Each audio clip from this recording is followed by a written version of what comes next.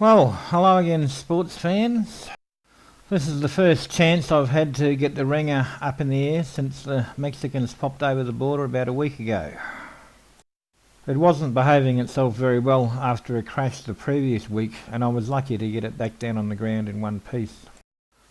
I've made a few changes to the setup, and the plan for today is to test them out.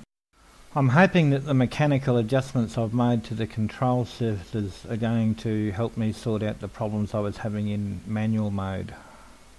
Though I still expect I'll need to use the auto trim function. I also tracked the cause of the last crash down to a problem with how I set up the failsafe on my receiver, and I think I fixed it, and I'm hoping to test that as well today. I've also fitted a commercial dipole to my UHF receiver, and if everything goes well I may even get a chance to do a range test on that. The wind's virtually non-existent, which is making it a little bit harder to get the Ranger up in the air. She failed to get airborne on the first attempt. Rightio, let's try that again. Huh? Yeah, I'll try a little bit less.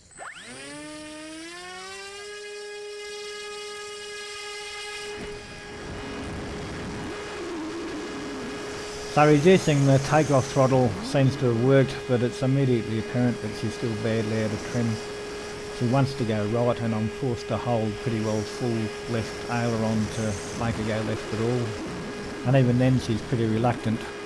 I decided to keep it in manual mode until I can get a bit more altitude before switching to another mode.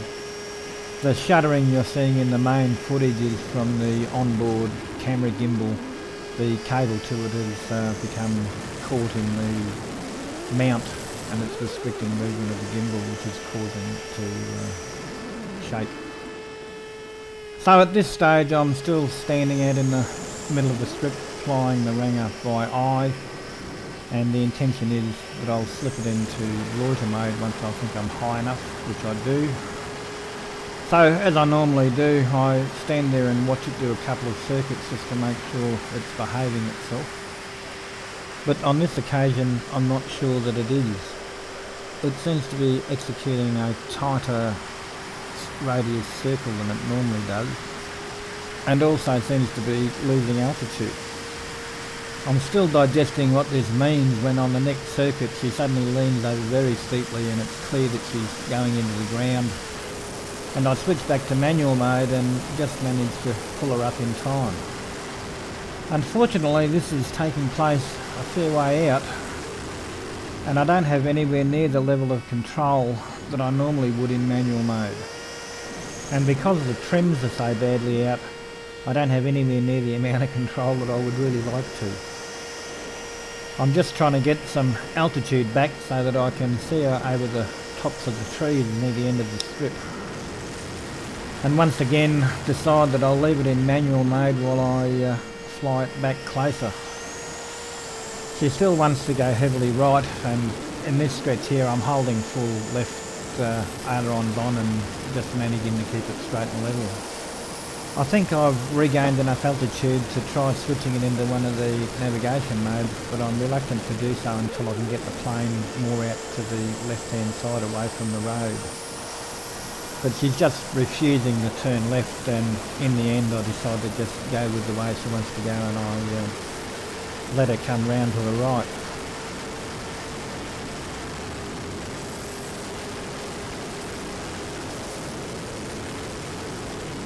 I'm trying to get enough control to maintain a straight level course for a little while so that I can engage the auto trim function. I'm not sure if it actually works in the version 2 navigation mode, so I'm trying to engage it in manual mode. But I'm having trouble maintaining a straight heading, and eventually give up and switch it into cruise mode to see what sort of response I can get there. And once I do, she immediately settles down and becomes a lot more stable. So for the first time I feel like I'm in reasonable control of the Ranger. I'm still standing in the middle of the strip, flying it by eye. I haven't had a chance to get back to the base station. So I just do a few circuits of the field just to make sure that she is likely to be able to fly a straight and level course without too much innovation.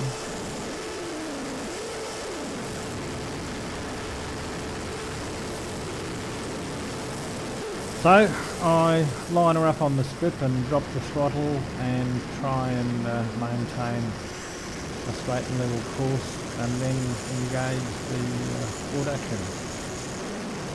Or at least I think I do. I'm still standing on the strip, so I can't see from the monitor whether she's actually gone into auto trim. But I assume that it has, and immediately start setting up for a landing. I leave it in cruise mode, mainly because I'm not sure whether auto trim has worked, and I certainly don't want to be trying to land it with the instability that it was showing in manual mode before. It fights me a little bit, but comes in nicely enough, so I'm pretty happy.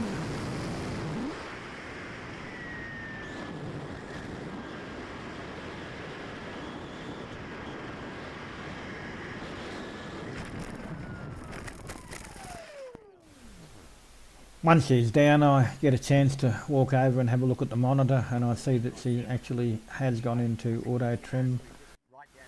So I disarm the flight controller, which I understand will now store the new servo centre points.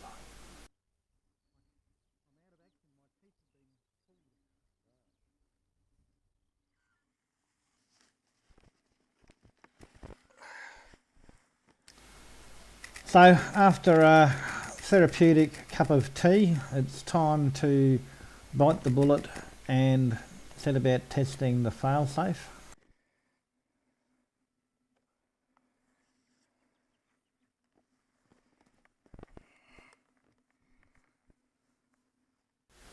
I have a bit of a look around to see if I can spot any wind, but there's not a breath. I decide to stick with the reduced throttle though and give her a heave, but obviously not a heavy enough heave.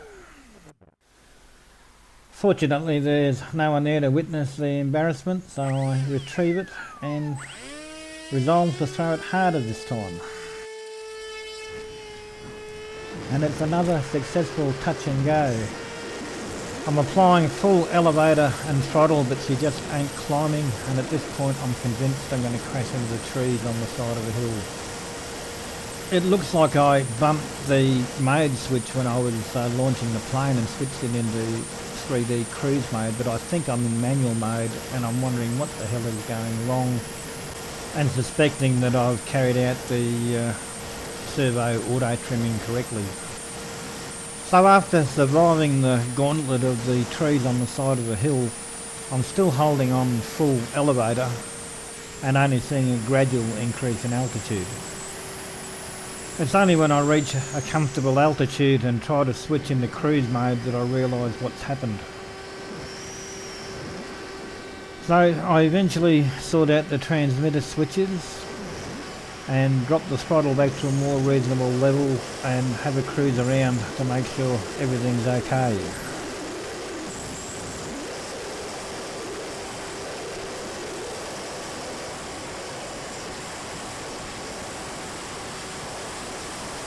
And when the heart rate slowed down to something near its normal pace, I switch it into manual mode to see if the auto trim function actually worked.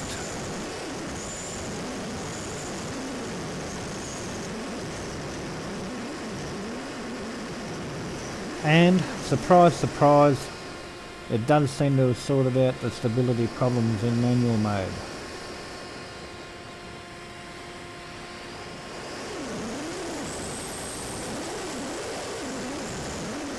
For the first time since the repairs, I seem to have full manual control of the ringer. And when I let go of the sticks, she seems to be maintaining a relatively straight and level course on her own.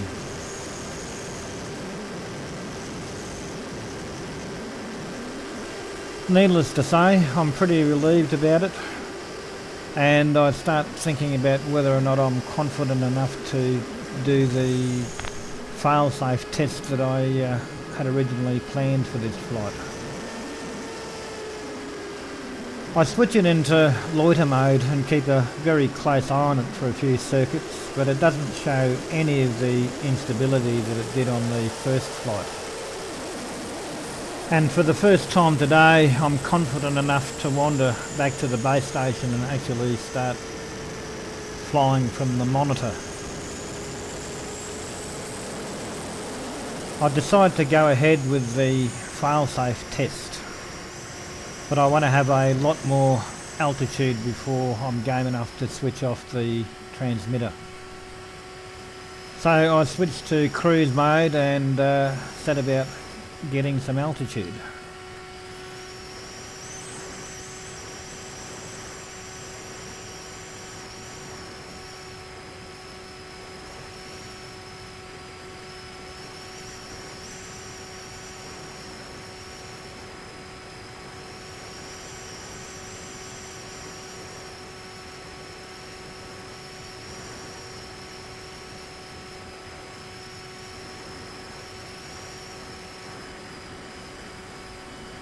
I take her up to just above 300 metres and then decided to test the manual return to home function before I turn off the transmitter, just to make sure that that's working okay.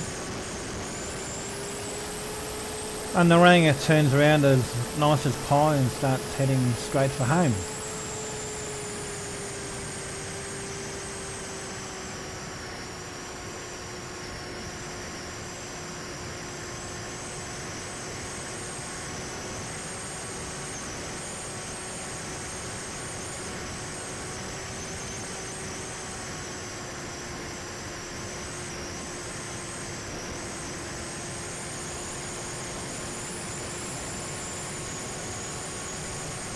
And when she arrives home, she goes into a perfectly regular loiter pattern, and I sit there and watch her for a while I work out exactly how I'm going to conduct this Failsafe test.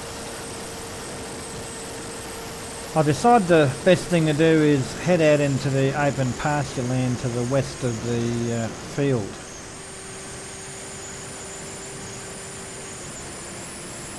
So I switch it into cruise mode and point the nose west.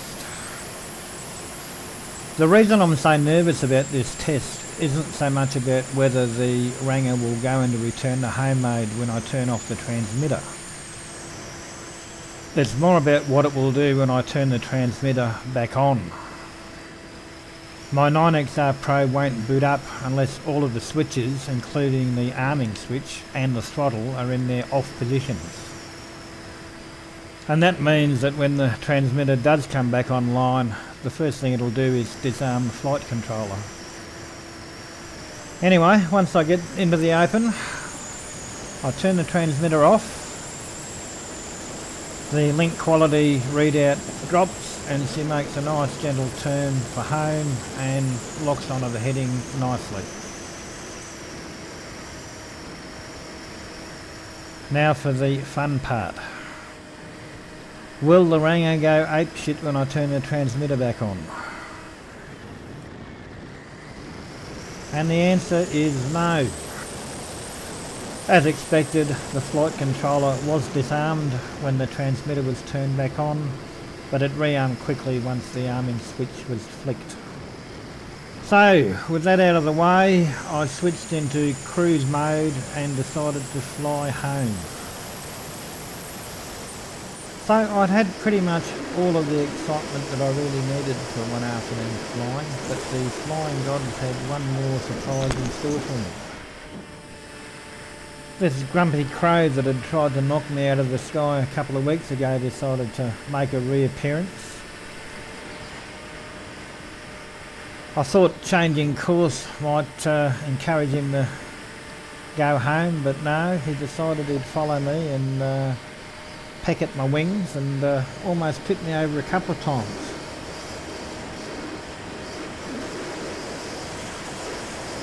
He must be feeling pretty pleased with himself after another attack on an innocent Ranger. Despite that, I was still feeling pretty pleased that I'd survived the afternoon's test. Though I must admit I didn't feel like going out on a another long range mission to test the dipole. That will just have to wait for the next trip out. So I just lined her up for an approach and brought her in, and again in cruise mode. Wasn't a problem.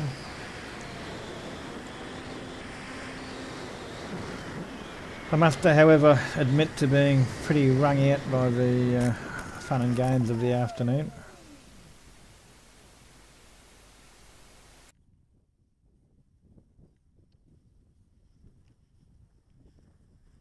I'm glad that's over.